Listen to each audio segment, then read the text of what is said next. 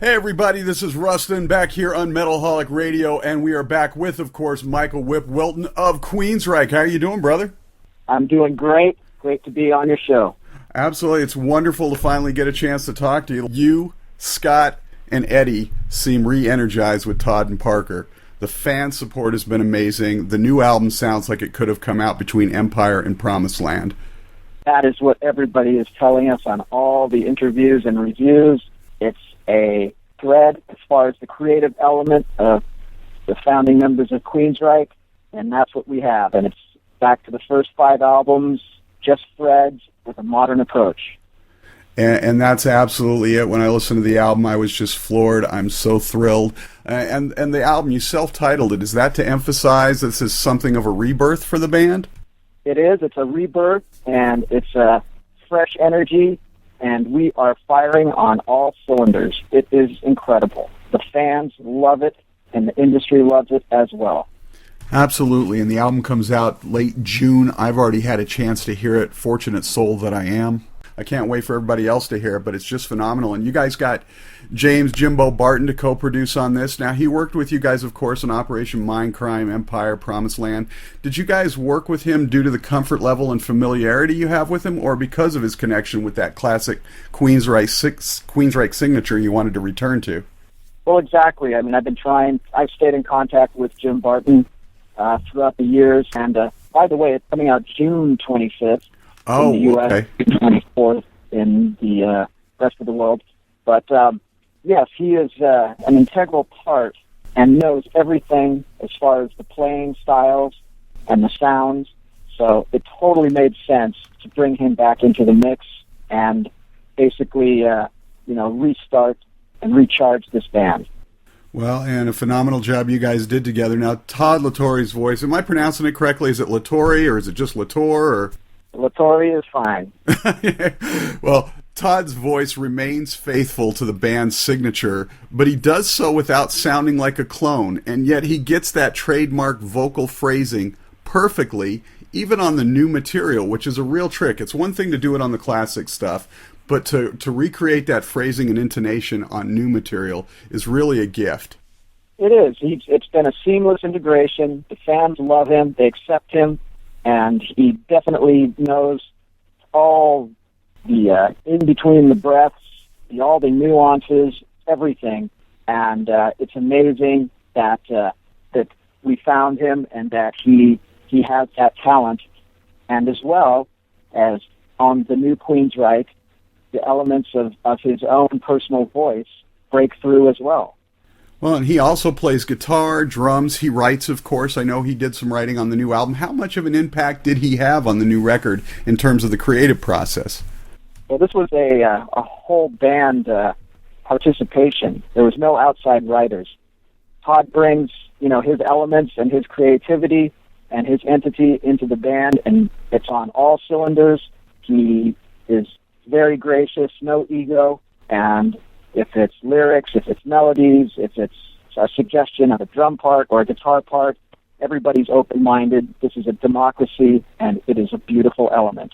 Nice. Now, you spent years playing with your good friend Chris DeGarmo during the creative height of the band. Parker Lundgren has been your partner in Fret for half a decade now. How does that chemistry work?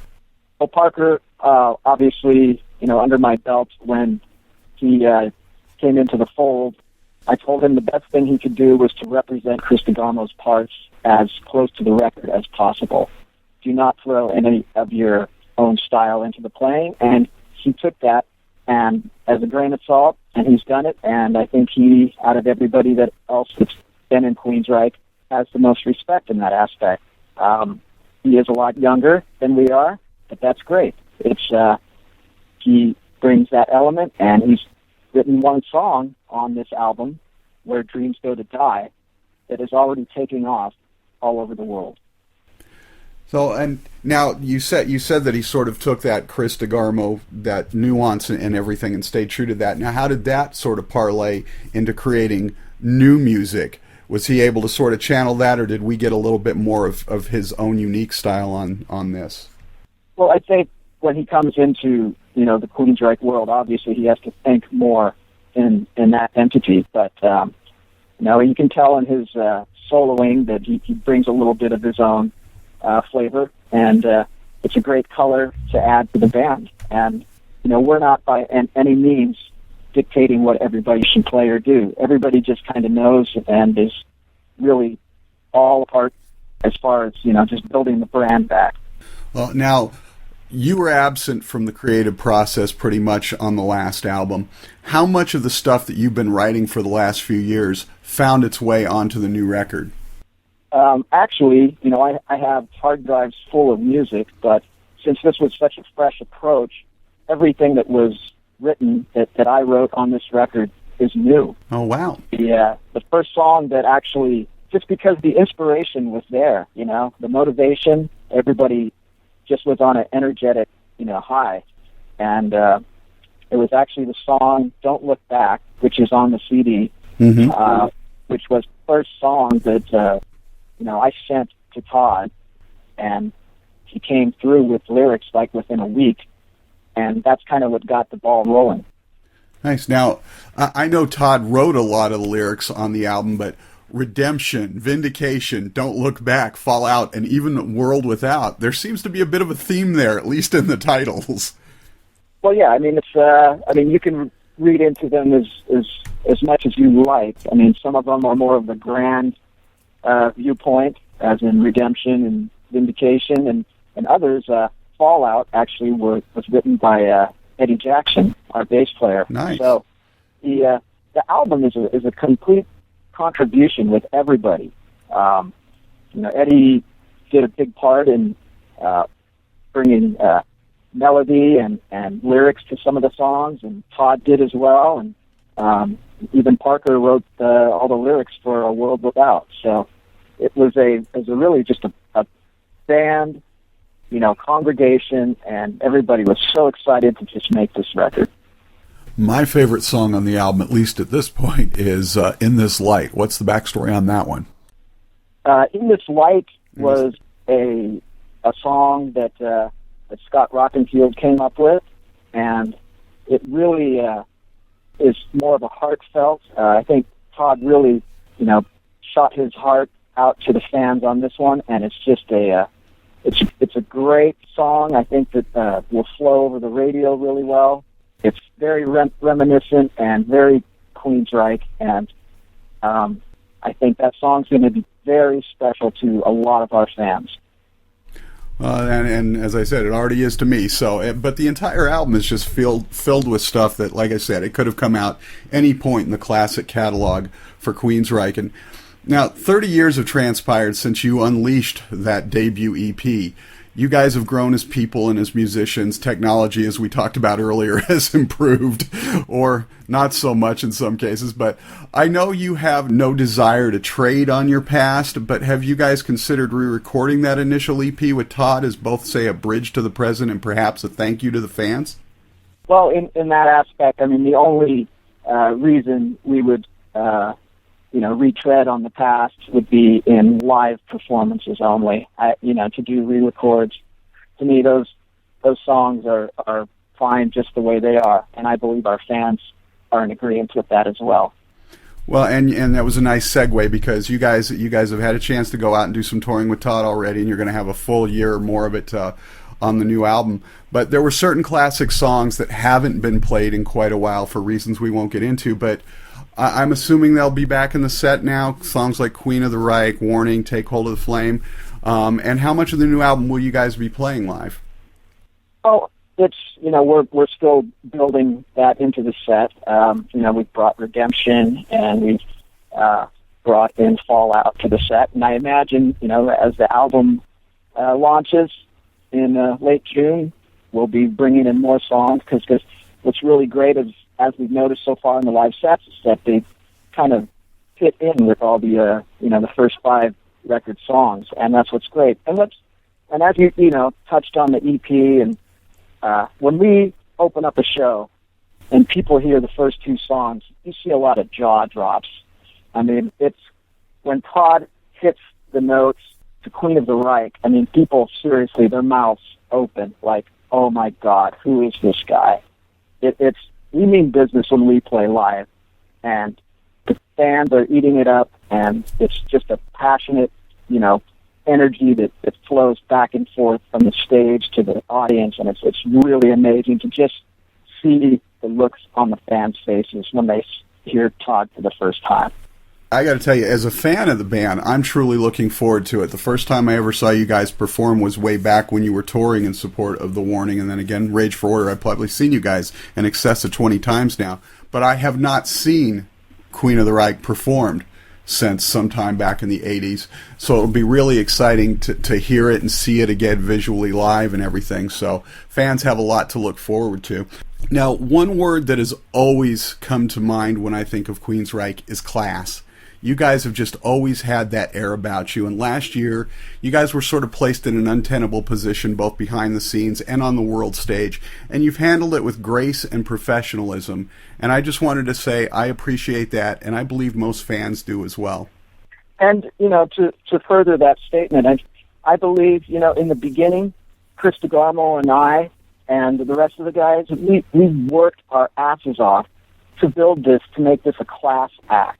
There's no doubt. And it was a lot of hard work touring the world and busy schedules and being away from the families. And, it was through the countless touring dates and, teaming up with just some great bands that we opened up for. I mean, it was just a great time, and that's what we want to continue with this. We don't, we respect our fans, and we hope that they respect us. And that's what it's all about, keeping the integrity of the band and not taking outlandish risks. And it's, you got to have respect for the fan.